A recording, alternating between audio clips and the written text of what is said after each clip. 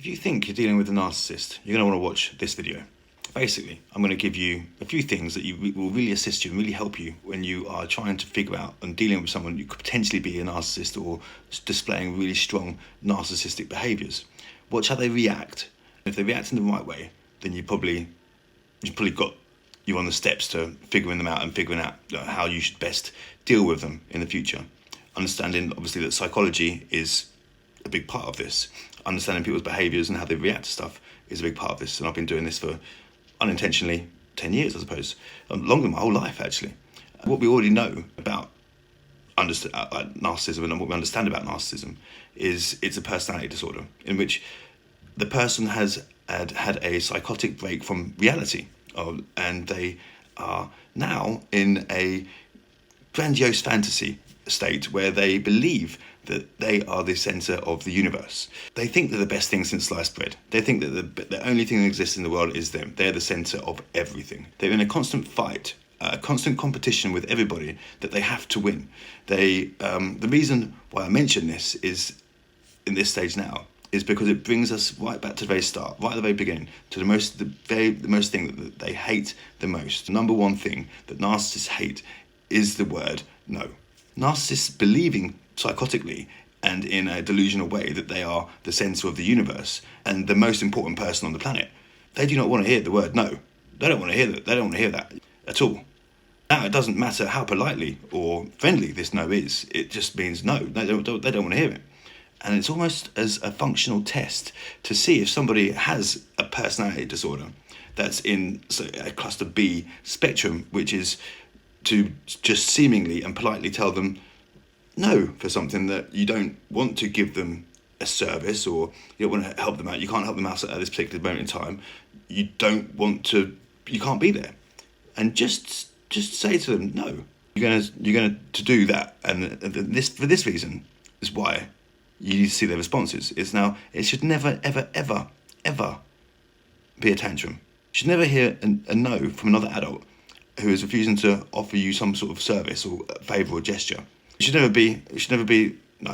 And it should never be a kick-off by the other adult. It should never happen. No is the number one thing that narcissists hate. They hate to hear it, they hate the word. The second that you need to look out for, now this is the people more than anything else. Like narcissists will generally stay away from people who are good at setting boundaries.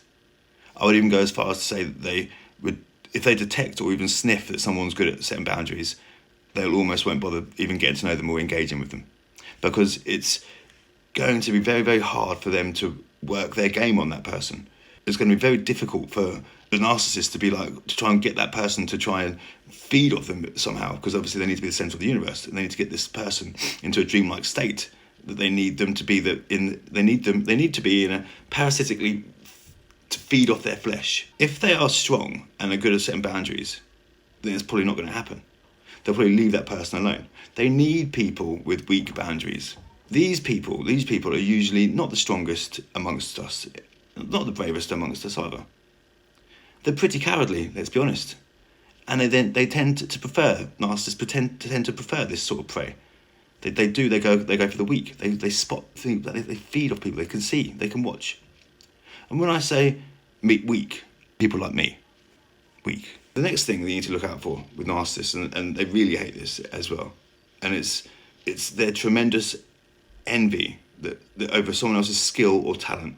It's impossible for someone with NPD to be happy for another person who is being recognised, especially if they're being recognised for a skill or talent that the other person doesn't have, the narcissist doesn't have. But even if they're not recognised, if the person with NPD sees that they have a skill, or they have a talent, they will become triggered, massively triggered, and they'll be provoked into, they'll be practiced into being narcissistic injury, because they then fear and get this sort of status anxiety that, oh my god, this person could be getting recognised for a skill or talent, and it's better than mine. Ooh. It's their own inner child at this point where they may actually lose control of their inner child, basically, and they may actively try and discourage anyone from seeing that person. This includes the children. This includes their children. So you've got a narcissistic parent and their child is doing well at school, they'll denigrate that child. They'll make that child belittle that child and belittle how important what it is they're achieving. They'll make it that they'll downplay it all. They'll downplay everything. They hate these things because of their fragility and their hyper competitiveness. It's that they hate seeing other people achieve more, do better than them.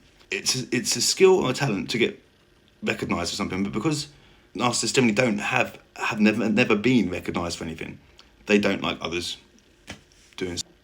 Now, with that in mind, these are just a few behaviours that you need to look out for. Doesn't mean that if you spot them that the person is necessarily a narcissist, but it just tells you what you can expect from that person. And you keep monitoring them and keep observing their behaviours and doing little things like that and keeping your eye open for little red flags and triggers will help you on your little journey.